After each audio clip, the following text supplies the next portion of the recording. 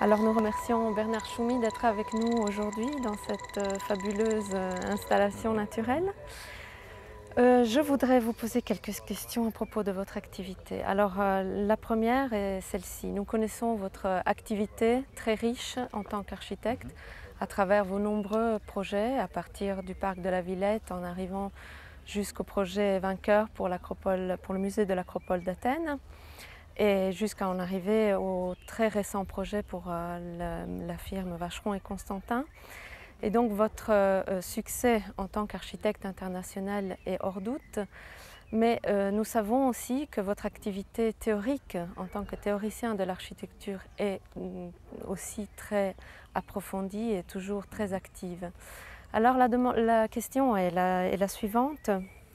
Je voudrais connaître quelles ont été pour vous les références culturelles au travers de votre chemin, disons, de votre activité, les références culturelles et architectoniques qui ont, disons, jeté les bases pour votre activité, votre formation?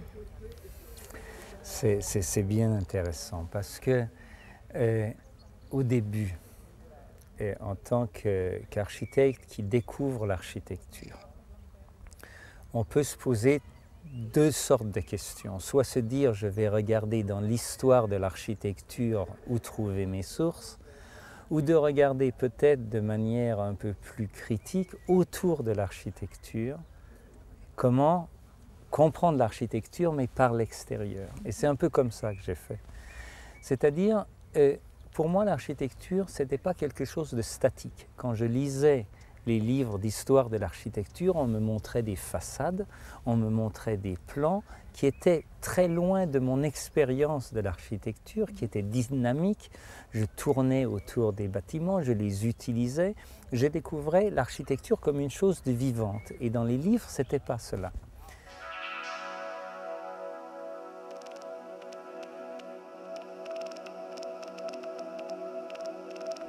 J'étais passionné également de cinéma. Et dans le cinéma, je voyais l'architecture comme je la ressentais. Et les premiers livres de théorie d'architecture, pour moi, c'était des livres de cinéma, des livres de théorie du cinéma, et c'était évidemment les films. Donc j'allais voir des films, je découvrais des metteurs en scène qui savaient faire de l'architecture, mais en faisant autre chose. Et en tant que lecture, au lieu de lire Vitruve ou Durand ou je ne sais pas qui d'autre, Colin Rowe, je lisais Eisenstein ou Jean-Luc Godard. Et là, j'ai appris la technique du montage, j'ai appris la technique de certaines juxtapositions et j'ai surtout appris le fait que l'architecture n'est pas isolée, que l'architecture fait partie d'un tout un monde culturel et qu'elle change en même temps que ce monde culturel.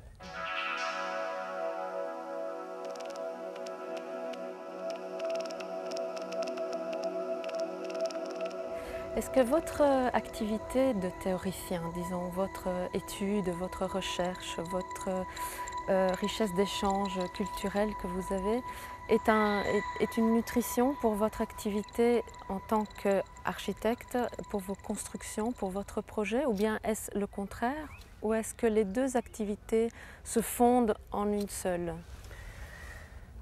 Tout à la fois, tout à la fois. C'est évidemment une nutrition, c'est-à-dire c'est une manière de se permettre d'approfondir certaines choses. Je vais vous donner un exemple dans une minute.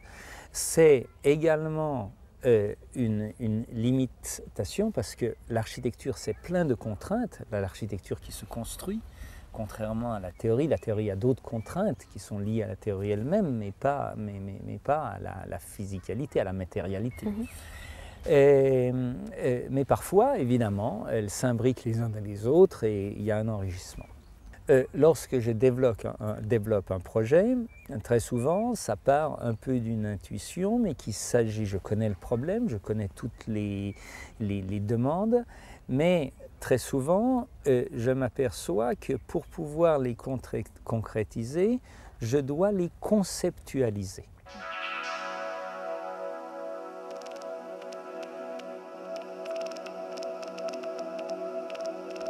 Je dirais que toutes les contraintes, je les appellerais le contexte d'un projet. Mais si je suis prisonnier de ce contexte, qu'il soit visuel ou économique ou fonctionnel, je ne ferai que simplement être une sorte d'esclave de ces contraintes très circonstancielles. Voilà. Par contre, si j'arrive à les transcender, si j'arrive à les amener à un niveau supérieur pour pouvoir les conceptualiser, c'est ce que j'appellerais conceptualiser le contexte, à ce moment-là, j'arrive à faire quelque chose de meilleur, de plus important pour le projet et pour l'architecture elle-même. Souvent, il m'arrivera je pense à un projet, je dessine, je pense aussi avec ma main, et ensuite, j'essaye d'écrire ce que j'ai pensé. Ou souvent, je disais, si je ne peux pas expliquer mon projet en une phrase au téléphone, il ne marche pas. Ça ne fonctionne pas. Et ça ne fonctionne pas. Il y a quelque chose qui manque. Donc, effectivement, il faut pouvoir trouver une manière de conceptualiser les contraintes. On pourrait avoir une discussion sur le fait que parfois, c'est l'inverse. Il faut contextualiser un contexte. On peut avoir une très bonne idée, mais après, il faut la mettre en situation.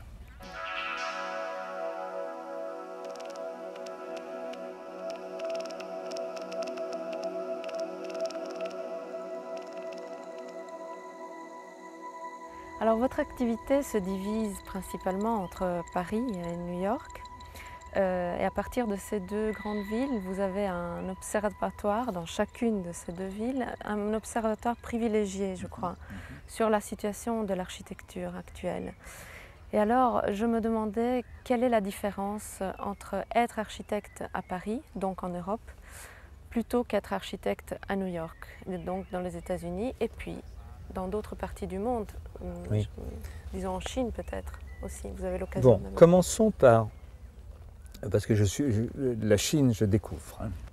Par contre, les États-Unis, ou plutôt New York, et prenons pour simplifier New York et Paris, quoique Paris est assez symptomatique de la situation européenne, que maintenant je pratique depuis plus d'une vingtaine d'années.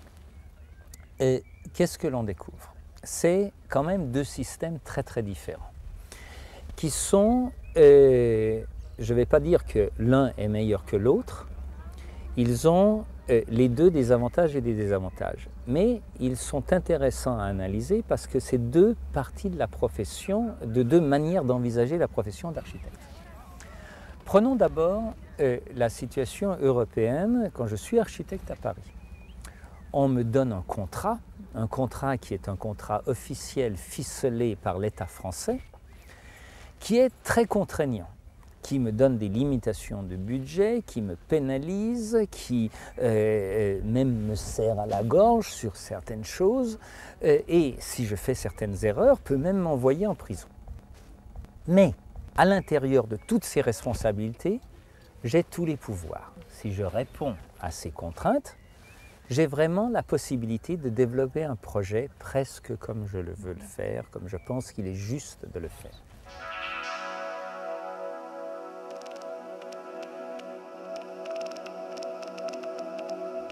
Maintenant, regardons la situation américaine. Là, tout le contraire. J'ai un contrat qui me laisse pratiquement libre de dépasser le budget, de ne pas avoir de responsabilité sur l'organisation fonctionnelle. Mais je n'ai aucune responsabilité, aucun pouvoir, parce que le client peut choisir les couleurs, le type de matériaux, l'organisation, me l'imposer, me dire vous faites simplement la décoration de cela, et je suis, comme on dit en France, un prestataire de service. Je fais de la déco, je fais de la décoration, parce que très souvent, la construction sera la responsabilité d'une autre personne. Le contrat américain est ficelé. Il y a un contrat séparé pour la structure, un contrat séparé pour les systèmes, les revêtements. Un contrat pour ci, un contrat pour ça, et moi je n'ai pas la coordination. La coordination, c'est le client et les services du client, il le fait. Ce qui veut dire que je n'ai pas de responsabilité si le bâtiment s'écroule ou si ça... Je suis un designer, un packaging designer. Donc, évidemment, ça me donne certaines libertés, de faire des choses sans avoir peur. Une certaine légèreté peut-être. Mais une certaine superficialité. Voilà, l'architecte, j'ai vu un jour un contrat d'un architecte que je nommerai pas, il était responsable de la surface visible. Elle n'avait pas d'épaisseur. Voilà. Donc, ces deux manières de faire, il est intéressant de les analyser parce que un jour, il n'est pas impossible que les pratiques américaines s'étendent et se déplacent. On le voit sur certains gros bâtiments où on fait du clé en main et tout. Bon, on ne va pas entrer dans le détail. Maintenant, la Chine, je découvre. C'est un autre monde, un monde qui lui-même se découvre. On essaye en 10 ans, là-bas, de faire ce que nous, on a fait en 100 ans. Donc, tout est à découvrir.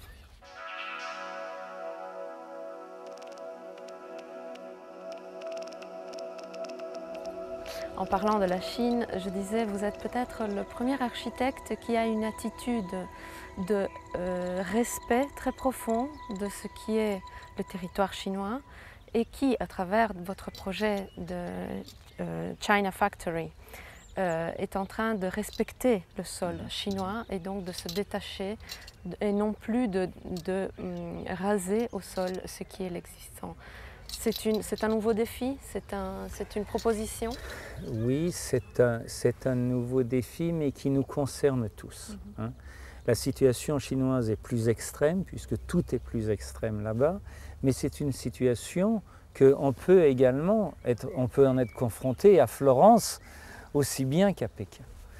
Évidemment, les solutions sont différentes partout. Il n'y a pas de recette. C'est très très important de se rappeler qu'on ne va pas avoir des recettes qu'on peut globaliser et Donc, dans le cas de Pékin, il s'est passé une chose absolument incroyable où des quartiers entiers ont été tout à fait effacés de la surface du sol pour y passer des autoroutes à 10 ou 12 voies et des tours de 25 étages très denses les unes à côté des autres, sans à aucun moment essayer de comprendre ce qu'était la vie, l'espace public et ce que c'était la ville. Or, on sait que la ville change. Il y a la ville du Moyen-Âge, la ville de la Renaissance, la ville du 19e siècle, la ville du 20e siècle. Tous peuvent coexister. Et c'est au contraire, ça qui fait la richesse de la ville, c'est la multiplicité et la coexistence, même si parfois elle est un peu conflictuelle. Mais l'effacement complet, c'est plus la ville. Et donc dans ce sens, je suis amoureux, passionné de la ville, la raison pour laquelle j'habite à ces deux endroits, New York et Paris, c'est pas à cause de mon travail, c'est à cause de ces villes.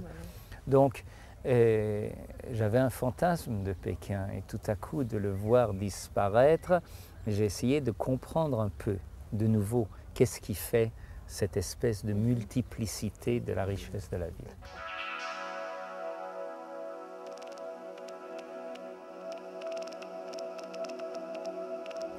Très brièvement, je me posais la question si dans votre nouvelle recherche architecturale qui comprend un petit peu cet effacement de la différence entre les éléments traditionnels de la composition, est-ce que les nouveaux matériels, les nouvelles technologies sont la source pour une nouvelle recherche et pour une nouvelle composition, ou bien est-ce qu'au contraire les matériaux sont l'instrument pour pouvoir construire une nouvelle composition? Et je parle plutôt d'une composition en feuilles pliées plutôt que la traditionnelle architecture. L'architecture, j'ai toujours pensé, n'était pas une affaire de forme.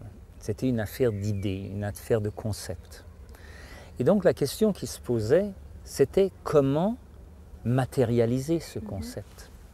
Donc l'architecture, c'est la matérialisation d'un concept. Dans matérialisation, il y a un matériau évidemment. Donc comment on traduit, comment on transforme ces idées en matériaux? C'est plus une question de matériaux anciens, nouveaux, c'est une question du rapport entre idées et matériaux. Je vais vous donner un exemple d'un bâtiment qu'on a terminé et un bâtiment qu'on va commencer. Comme par hasard, c'est le même programme. C'est un grand une grande salle de spectacle pour 6 à 8 000 personnes. Et on vient d'en terminer une sur un ancien aéroport désaffecté à Rouen, eh bien, où on a une coque intérieure qui est en béton, très bien fait, préfabriqué ou coulé en place, et une coque extérieure en métal, et avec les circulations entre deux.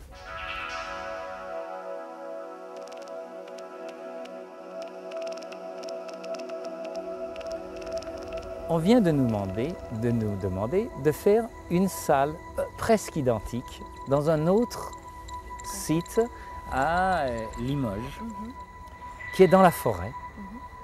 Et le programme était le même, je n'allais pas complètement changer, et je me suis dit, qu'est-ce qu'il se passe si je pose la question des matériaux et que celle-ci, la partie de l'enveloppe intérieure, on va la faire entièrement en bois. Cette forêt avait subi un ouragan terrible il y a 5 ans, il y avait beaucoup de bois. On refait ça. Et sur l'enveloppe extérieure, on utilise un matériau que personne n'a utilisé comme ça, qui est le polycarbonate. Alors le polycarbonate, ça vient en très très grande couche, ça a des rainures et tout. Et on a vu comment on pouvait légèrement le courber, on ne peut pas vraiment le courber, le couper, le façonner. Et inventer à partir d'une même organisation fonctionnelle un nouvel espace architectural parce que le concept, la matérialisation du concept aura utilisé un matériau nouveau. Eh bien, c'est un peu dans ce type de recherche, comment dire, très, très objective que j'essaye de placer le travail, même si j'avoue qu'il y a une certaine sensualité, j'adore le béton très lisse et tout, et maintenant je me demande comment ça va être d'avoir le polycarbonate avec cette espèce d'effet translucide. Donc bien sûr c'est aussi une histoire de plaisir. Merci beaucoup à Bernard Chaumy d'être venu nous parler de cette passion qui est pour lui l'architecture. Voilà. Merci beaucoup. Merci.